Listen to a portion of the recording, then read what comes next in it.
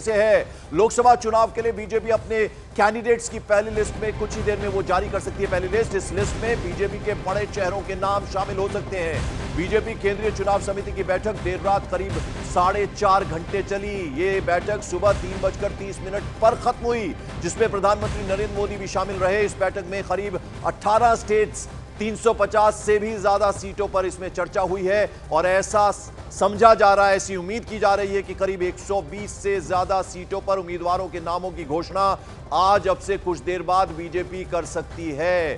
तो ये आपको बता दें कि इसमें प्रधानमंत्री नरेंद्र मोदी और गृह मंत्री अमित शाह का भी नाम आ सकता है और उसके अलावा कई और चेहरे भी इसमें सामने उनके नाम आ सकते हैं। तो 100 से 120 उम्मीदवारों के नामों का ऐलान हो सकता है, लेकिन अब देखना होगा कि आज ये लिस्ट आती है या ये लिस्ट कल आती है। कल देर रात तक सीईसी की बैठक चली और इसमें कई उम्मीदवारों के नामों पर मंथन हुआ है और युवाओं को तरजीह दी जाएगी, इस तरह की बातें आ रही हैं, महिलाओं को तरजीह दी जाएगी। और बीजेपी की जो पहली लिस्ट है, संभावित लिस्ट है, उसमें अब आपको बता दें कि बड़े दिग्गजों के नाम होंगे। अभी 3 तस्वीरें आपके सामने इस वक्त है। पहली तस्वीर रात 11:15 बजे की है, जब प्रधानमंत्री नरेंद्र मोदी केंद्रीय चुनाव समिति की बैठक में पहुंचे थे। दूसरी तस्वीर है बैठक जो अंदर हो रही है, उसमें आप देख रहे हैं तमाम बड़े चेहरे, दिग्गज बीजेपी के नजर आ रहे हैं। गृह मंत्री अमित शाह, प्रधानमंत्री इस बैठक में मौजूद रहे। और तीसरी जो है तस्वीर, उसमें आप देख रहे हैं कि जब 4.5 घंटे की ये बैठक चली, उसके बाद प्रधानमंत्री नरेंद्र मोदी जब वहां से बाहर निकले, तो ये उसकी तस्वीर है। तो आप समझ सकते हैं 4 घंटे तक ये मैराथन बैठक चली है और आज ऐसा उम्मीद किया जा रहा है कि कुछ ही देर में बीजेपी की पहली उम्मीदवारों की लिस्ट आ सकती है। बीजेपी केंद्रीय चुनाव समिति की बैठक में क्या क्या हुआ, किस राज्य के लिए क्या स्ट्रेटेजी, क्या रणनीति बनी, आइए जरा अब आपको एक एक राज्य की डिटेल जरा बता दें कि किस तरह से ये पूरी स्ट्रेटेजी बनी है। तो उत्तर प्रदेश में क्या रणनीति है। सहयोगी दलों के लिए 6 सीटें छोड़ सकती है बीजेपी। प्रधानमंत्री, रक्षा मंत्री समेत करीब 30 नामों पर लग सकती है मुहर। उसके अलावा पश्चिम उत्तर प्रदेश की बात करें, वेस्टर्न यूपी जो है, उसकी ज्यादातर सीटों पर नाम फाइनल हो गए हैं। तो ये तो रही बात उत्तर प्रदेश की। अब जरा तेलंगाना की बात करें। तेलंगाना की क्या स्ट्रेटेजी? तो 3 सीटिंग जो एमपीज हैं उनको दोबारा एक बार टिकट मिल सकता है, दोबारा मौका मिल सकता है। जी किशन रेड्डी, बंडी संजय कुमार को मौका मिल सकता है टिकट, साथ साथ अरविंद धर्मपुरी को भी दोबारा मौका मिल सकता है। और पहली सूची में 4-5 उम्मीदवारों की घोषणा हो सकती है। ये बात रही तेलंगाना की। एक एक करके सिलसिलेवार तरीके से हम हर स्टेट का आपको बता रहे हैं कि क्या कुछ हुआ, क्या क्या स्ट्रेटेजी बनी। पश्चिम बंगाल की बात करें, बहुत इंपॉर्टेंट स्टेट है बीजेपी के लिए, वहां की क्या स्ट्रेटेजी बनी। आधे से ज्यादा मौजूदा जो एमपीज हैं उनको टिकट मिल सकता है। जगन्नाथ सरकार, लॉकेट चटर्जी को मौका मिल सकता है। दिलीप घोष और सुकांतो मजूमदार, उनको भी पार्टी मौका दे सकती है, इनको टिकट देगी। भोजपुरी अभिनेता पवन सिंह को आसनसोल से टिकट मिल सकता है। तो ये हम सिलसिलेवार तरीके से आपको एक एक प्रदेश के बारे में बात बता रहे हैं। मध्य प्रदेश की बात करें, वहां की क्या स्ट्रेटेजी, वहां की क्या रणनीति बनी। तो सभी 29 लोकसभा सीटों पर इस बैठक में चर्चा हुई, जिसमें छिंदवाड़ा, कमलनाथ, जब ये अटकलें लग रही थी कि बीजेपी में शामिल हो सकते हैं, लेकिन जब वो नहीं आए बीजेपी में, तो अब वहां काफी इंपॉर्टेंट है छिंदवाड़ा, उसके लिए खास स्ट्रेटेजी बनाई गई है। शिवराज सिंह चौहान को विदिशा से मौका भी मिल सकता है। तो ये पूरी स्ट्रेटेजी हम सिलसिलेवार तरीके से आपको बता रहे हैं। और हमारे साथ अमित हमारे सहयोगी हैं। अमित, अब कितनी उम्मीद, ऐसा लग रहा है कि आज ये लिस्ट आ जाएगी? देखिए, संभावना ये भी है कि आज की जगह ये लिस्ट कल आ सकती है।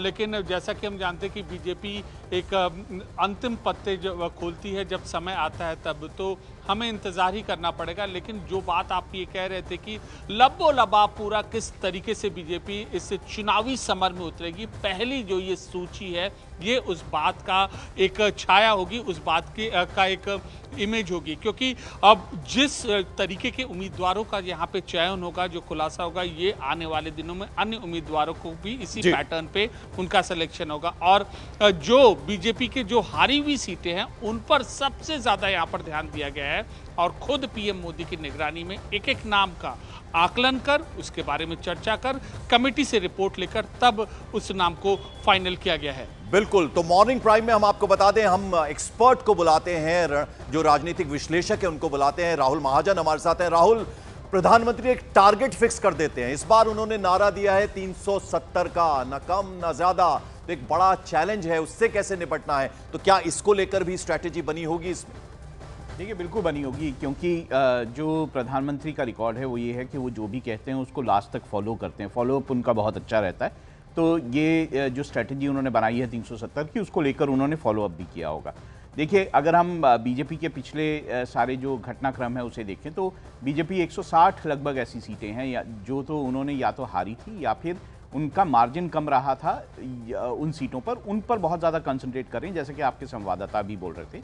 अब इन सीटों में से खास तौर से जैसे पश्चिमी उत्तर प्रदेश की सीटें हैं या जो उत्तर प्रदेश में बाकी जो है सीटें हैं जहाँ पे बीएसपी या समाजवादी पार्टी जीती थी, उन सीटों को लेकर खास तौर से मंथन हुआ होगा। लेकिन सबसे पहले लिस्ट उन सीटों की निकलेगी जहां पर देखिए क्या होता है कि जब चुनाव समिति की बैठक होती है तो हर सीट के लिए एक पैनल ऑफ नेम्स आते हैं, एक पैनल आता है नामों का कई, उसमें से जिन सीटों पर जो क्लियर कैंडिडेट होगा, विनेबल कैंडिडेट बेसिकली माना जाता है उसे, जो विनेबिलिटी जिसकी सबसे ज़्यादा होगी, वो कैंडिडेट अगर कई ऐसी सीटें होती हैं जिस पर 2 ही नाम आए या ऐसा कुछ हो और उसमें से चुनाव आसान हो, वो सीटें सबसे पहले जो है वो घोषित की जाएंगी, जिसमें बड़े नाम जो बीजेपी के हैं जो कि उनको पता है कि वो अपनी सीटों पे जीतेंगे, उनको सबसे पहले जो है उन नामों की घोषणा कर दी जाएगी। अब आप बात करेंगे साउथ की सीटों की, जैसे तमिलनाडु है, जो आंध्र प्रदेश है या फिर केरल है या तेलंगाना है, इन सीटों पे विचार होगा कि आखिर देखिए तेलंगाना खास तौर से और तमिलनाडु खास तौर से, मैं आपको उस साइड पहले ले जाता हूँ फिर इधर आ जाऊँगा। तमिलनाडु और में बीजेपी को लगता है कि वो बहुत अच्छा कर सकते हैं कि अन्नामलाई का जो वहाँ एन मक्कल करके जो एक कैंपेन पूरा चला था, हमारी ज़मीन हमारे लोग, इसका मतलब है ये कैंपेन है, बहुत ज़्यादा जो है उस प्रभाव उसका दिखाई देता है।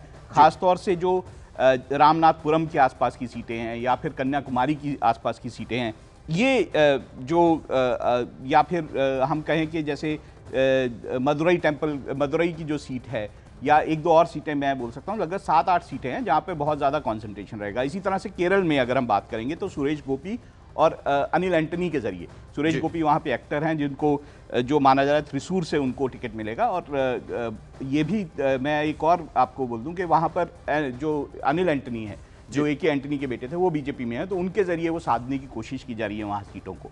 अगर बड़े नामों का जिक्र कर रहे हैं राहुल आप, तो मैं ये भी जानना चाहूंगा, इस बार कुछ इस तरह की भी खबरें हैं कि एस जयशंकर, निर्मला सीतारमण, चूंकि राज्यसभा से आते हैं, बड़े मंत्री हैं, बड़े चेहरों की बात हो रही है, तो इन्हें उतारा जा सकता है? बिल्कुल, बात हो रही है, जैसे सीतारमण जी की बात हो रही है, तो वहाँ 2 चीज़ें हैं। वे वैसे तो तमिलनाडु से आती हैं, तो तमिलनाडु से लगी हुई एक और सीट है, वो है तिरुवनंतपुरम की। वहाँ पर माना जा रहा है कि वो भी एक सीट हो सकती है जहाँ पे निर्मला सीतारमण को टिकट दिया जाएगा। इसके साथ जो चंद्रशेखर हैं, उनको, राजीव चंद्रशेखर, उनको भी वो केरल से लड़ाने की बात है और हो सकता है उनको भी टिकट देखने को मिले। बीजेपी के अंदर ये एक राय बन रही है कि राज्यसभा से जो आए हुए सांसद हैं, क्या उनको भी टिकट देकर जो है लोकसभा के चुनाव लड़ाए जाएं।